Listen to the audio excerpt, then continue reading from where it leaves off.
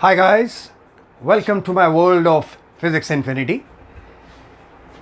This video lecture I am going to discuss a very interesting simple problem on rolling of a disk, and I am going to emphasize the wonderful role of kinetic friction to bring about pure rolling. How Fk helps to convert impure roll into pure roll. So Fk plays the role. Now mind you, this is a case of rolling motion, not sliding.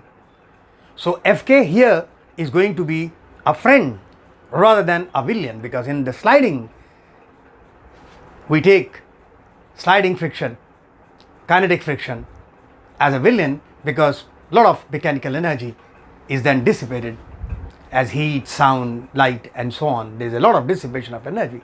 But here the Fk helps us wherever possible, whenever possible, the rolling disk comes into, rolling wheel comes into impure roll, it brings it quickly to pure roll. I take a problem, there is a disk of mass m, radius r, and it is initially given a translational velocity v0. There you are. So this is at t equal to 0. So if I look at, I consider 3 points, the top point A, the midpoint, the center of mass C, and the point of contact P. The disk is thrown on a rough surface. Coefficient of frictions are mu s and mu k, and the surface is at rest. We can have a problem where the disk is rolling on a moving platform, but that would be another problem. So here it is. So at t equal to 0, it is an impure roll.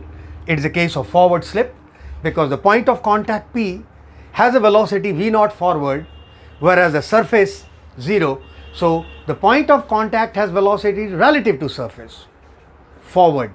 So I take that as a case of forward slip. This is the velocity diagram. I show the initial angular velocity to be 0, omega naught to be 0. Then I draw the force diagram.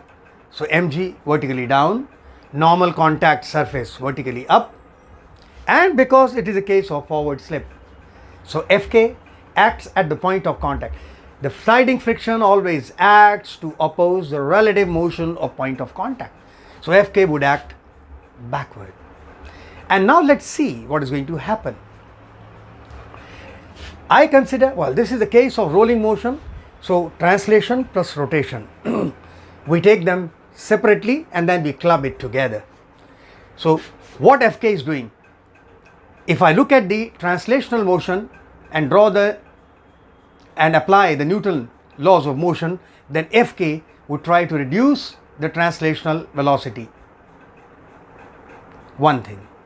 And as far as rotation is concerned, Fk creates a clockwise torque about an axis through center of mass.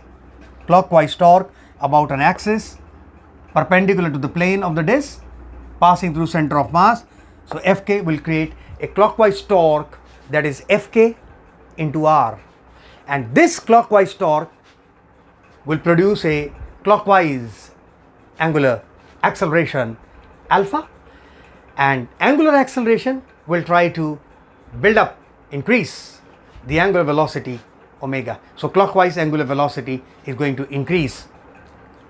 This will go on, and at the instant t, its translational velocity, the velocity of center of mass, becomes v, and the angular velocity v0 has become omega, that is equal to v upon r. Mind you, the change in translational velocity as well as change in the angular velocity is brought about by Fk. When this omega is equal to v by r, then velocity of the center of mass is v, and this is if this is also v, translational part, and omega r due to rotation, that is back, but omega r is equal to v, so the two would cancel and I get Vp equal to 0.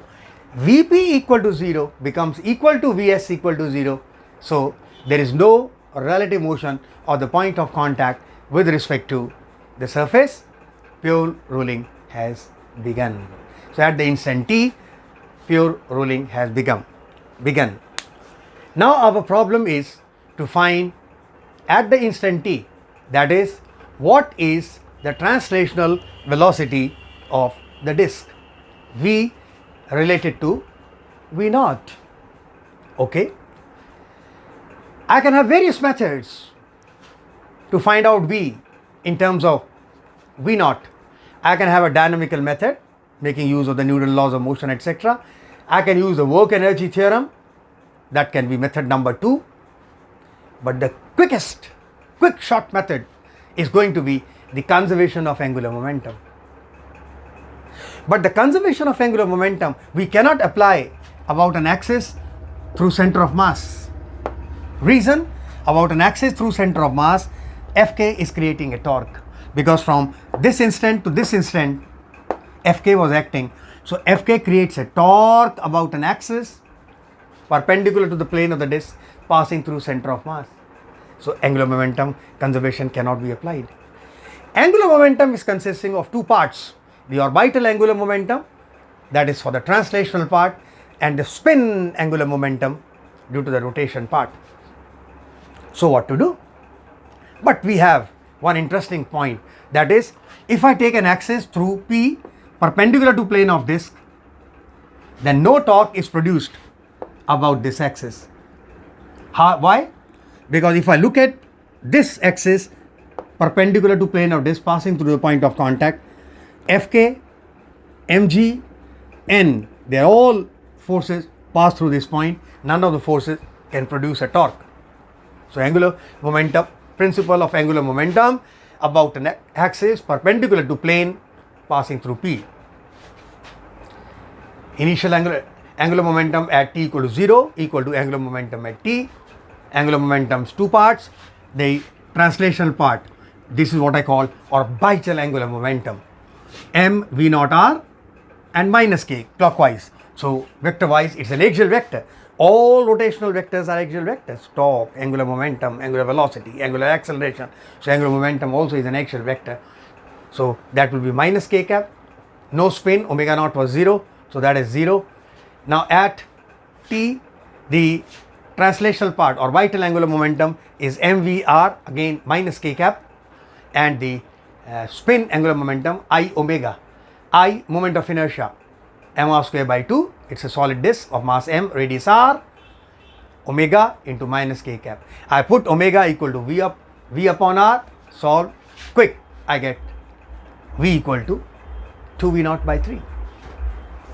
So I hope you have understood this, and a very easy method to work out the velocity v when the pure rolling begins.